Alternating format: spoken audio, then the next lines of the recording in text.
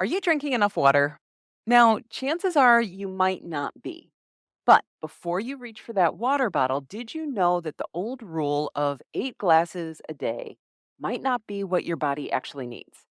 In today's episode, we are going to unravel the myths about hydration, introduce a more personalized approach to water intake, and share some ingenious tips that will transform the way that you think about drinking water. So, if you've ever struggled with your water intake or wondered how to make drinking water a seamless part of your day, you will not want to miss this. Tune in and let's dive into the world of water together. You might just find the key to feeling better and healthier than ever. Welcome to Total Health in Midlife, the podcast for women embracing the pivotal transformation from the daily grind to the dawn of a new chapter. I'm Elizabeth, your host and fellow traveler on this journey. As a life and health coach, I am intimately familiar with the changes and challenges we face during this stage. Shifting careers, changing relationships, our new bodies, and redefined goals and needs as we start to look to the future and ask, what do I want? In this podcast, we'll explore physical, mental, and emotional wellness, offering insights and strategies to achieve optimal health through these transformative years. Yes, it's totally possible. Join me in this amazing journey of body, mind, and spirit, where we're not just improving our health, but transforming our entire lives. Hey everyone, and welcome to the Total Health in Midlife podcast. I am your host, Elizabeth Sherman, and I want to thank you for tuning in today. Now, in this episode, we are diving into something as fundamental as it is essential: water.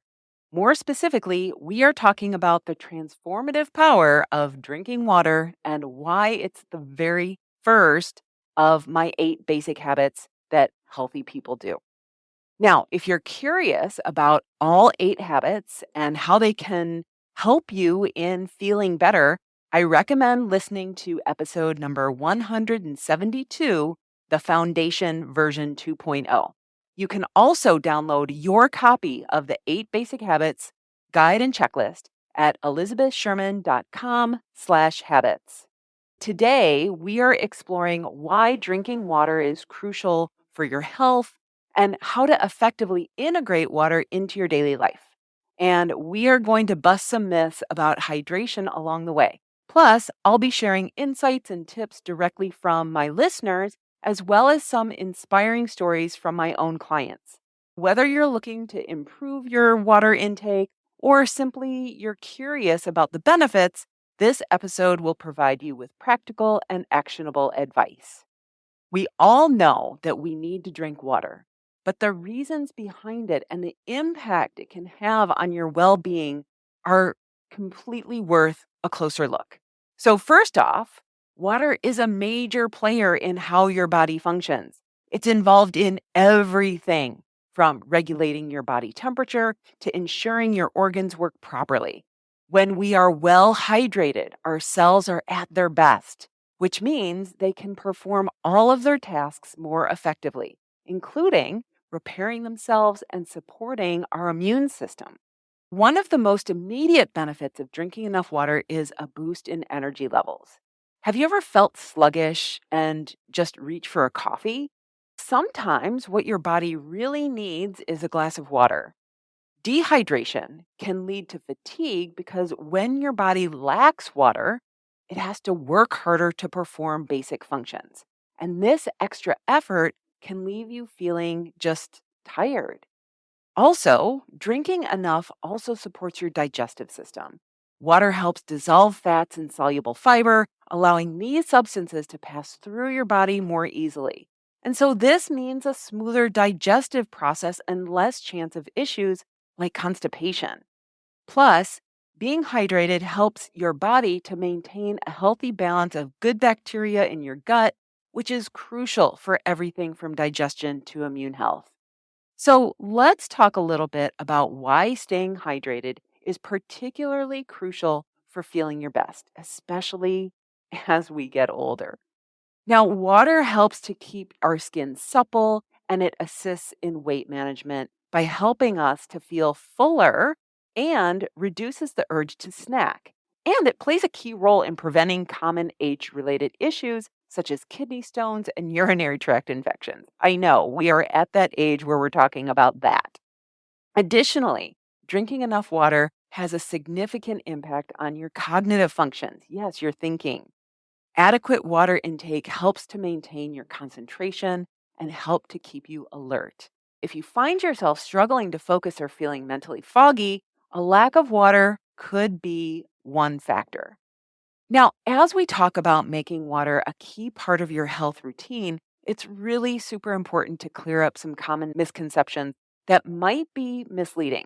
One of the most popular myths is the idea that everyone needs to drink 8 8-ounce glasses of water per day.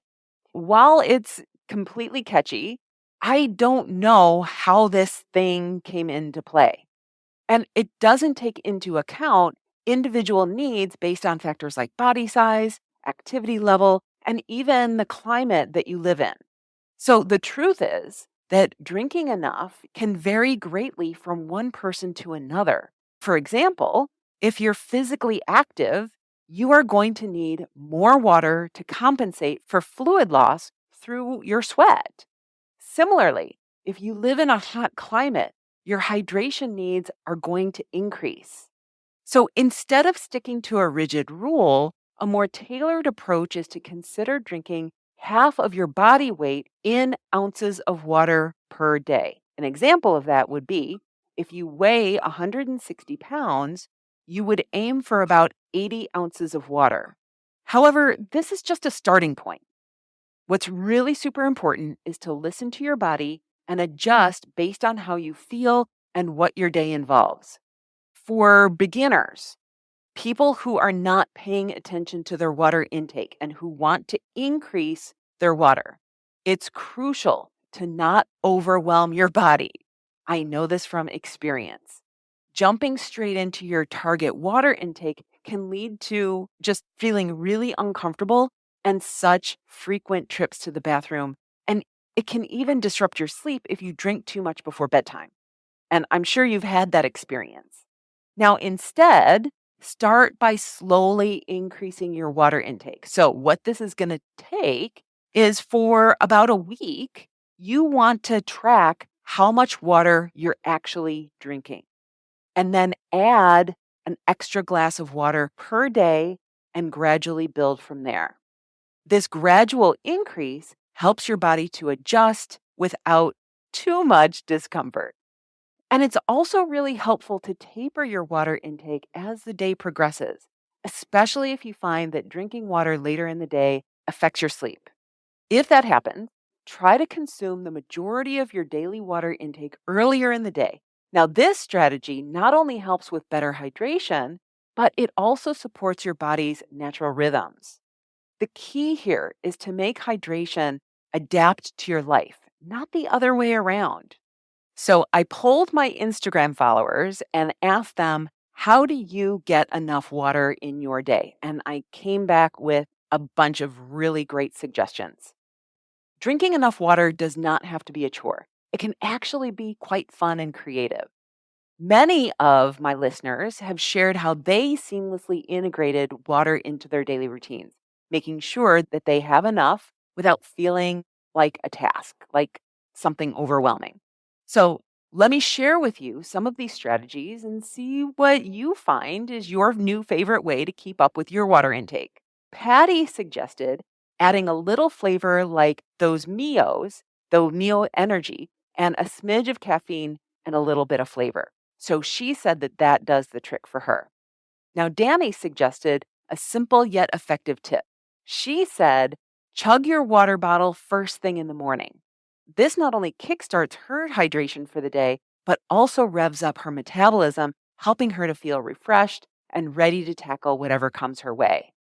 Carolee takes her water on the road, and she always carries a water bottle wherever she goes, and she chooses water as her go-to beverage when she eats out in restaurants.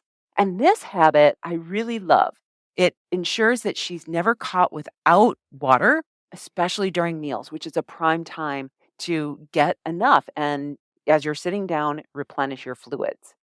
Now, Jax turned hydration into a group effort and a game at work.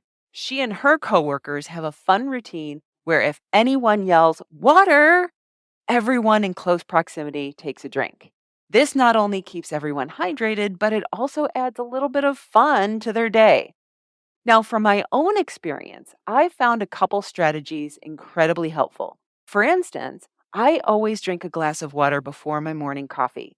This not only dilutes the acidity of coffee in my stomach and sets a hydrated tone for the day, but I also make it a point to drink a glass of water between cups of coffee, balancing my caffeine intake with my hydration. Now, when I'm outside walking or working out, I use a reusable bottle that looks like and feels like the convenience of those single use water bottles. It's lightweight, it's easy to carry, and it fits perfectly in my hand, making it ideal for being on the go.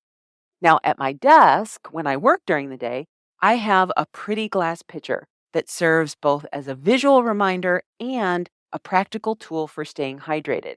It's not just about the utility of it, but having something visually appealing encourages me to drink more water.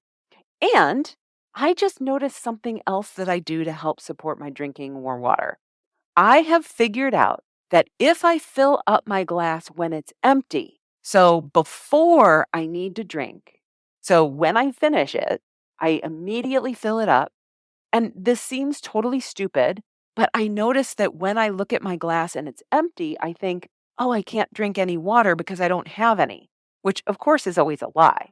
So filling up before it's empty helps me to drink more. Lastly, I often use a straw, and especially during Zoom meetings with clients. This allows me to maintain eye contact without appearing rude, adhering to a cultural lesson that I learned from an ex boyfriend that showing the bottom of your glass can be seen as disrespectful in his culture. And I don't know, it just kind of stuck.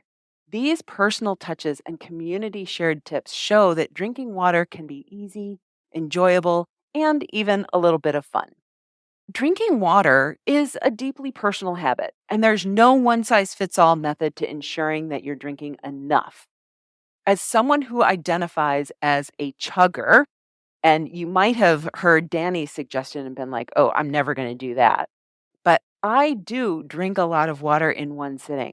And so I've learned quite a bit about the do's and don'ts of increasing water intake, both from a personal experience and from working with my clients.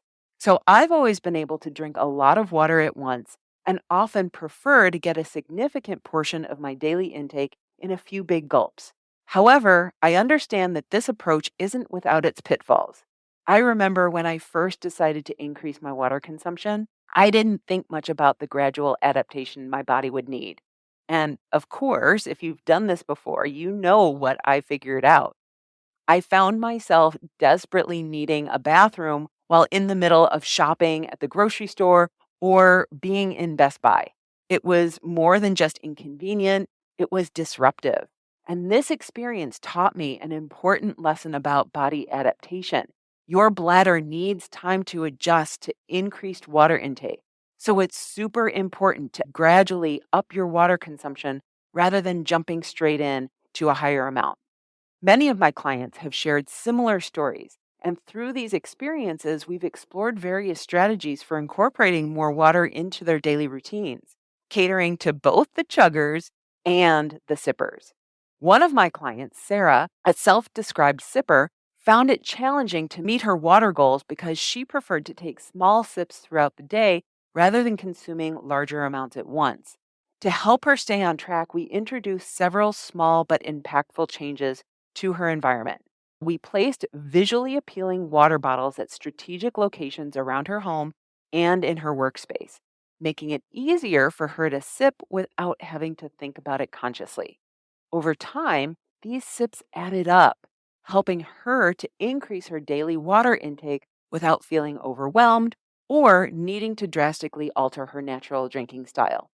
Another client, Patrice, faced a different challenge. With a hectic schedule and frequent business meetings, she often forgot to drink water altogether. So, to combat this, we set up reminders on her phone and used reminders to remind her to drink 1 liter before breakfast, 1 liter before lunch, 1 liter between lunch and dinner, and then another after.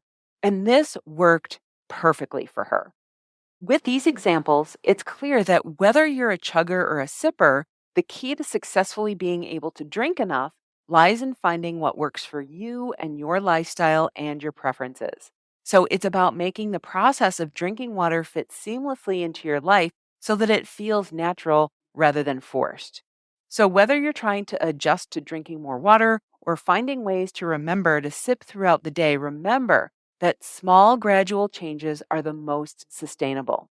By adapting your approach to fit your needs, you can ensure that you stay hydrated without it disrupting your daily life. Okay, so let me give you a few more tips. Making drinking enough water enjoyable can also significantly impact your water intake. So many folks find that plain water is a little bland, but there are plenty of ways to make it more palatable. Flavoring your water with a squeeze of lemon, lime, or adding slices of fruits like oranges, cucumbers can enhance the taste without adding many calories. Products like Crystal Light or naturally infusing water with fruits can also add a refreshing twist to your water efforts. Another practical tip is to use what I call displacement as a strategy. For instance, if you're used to drinking soda, juice, or alcohol, try alternating these with water, just like I did with coffee, where I drink a glass of water between cups. You can also apply this same principle to other beverages. So if you enjoy juice, consider cutting it with water. Start by mixing half juice and half water and gradually increase the water ratio. To ensure that you remember to drink more, consider using reminders and apps designed to help you to keep track of your water intake. These tools are especially useful if you have a busy schedule and find it challenging to remember to drink water throughout the day. Additionally, creating a pleasant drinking environment can also encourage drinking more water. Use a water bottle or a glass that you really like. You would be surprised at how well that actually works to have you drink more. Or set up a dedicated drinking station in your home or office with a beautiful pitcher and glasses. This not only makes drinking water more appealing, but it also keeps it within reach. Okay, so as I wrap up today's episode, I hope that you feel equipped and inspired to make water a key part of your daily routine. Whether you're a chugger or a sipper, the goal is to find ways to integrate water into your life that feels natural and enjoyable. And if you're looking for support and you want to share your water tips and stories, I encourage you to join my Facebook group, The 8 Basic Habits That Healthy Women in Midlife Do. It's a fantastic community where you can connect with others who are also working on enhancing their health through simple, effective habits. Share your experiences, learn from others, and maybe even find a water buddy. So, thank you so much for tuning in today. Don't forget to check out episode 172, the Foundation version 2.0, to get a broader understanding of all 8 basic habits. And stay tuned because in the next few weeks, I am going to be diving into habit number 2, which is eating vegetables. It's going to be another great episode filled with practical tips and inspiring stories to help you embrace more greens into your daily meals. Thank you for joining me today. That's all I have for you. Have an amazing day, everyone. I'll see you next time. Bye-bye. Thank you for staying with us to the end of this episode. Now, if you're looking to deepen your understanding of the 8 basic habits that healthy people do and want to connect with a community of like-minded women, I want to invite you to join my free Facebook group, 8 Basic Habits That Women in Midlife Do. In this group, we expand on the basic habits that you need to do in order to feel and look your best, offering support and celebrating our health journeys together. It's a space where you can feel understood and encouraged. To join, simply click the link in the show notes. Let's support and inspire each other in our quest for better health. See you in the group.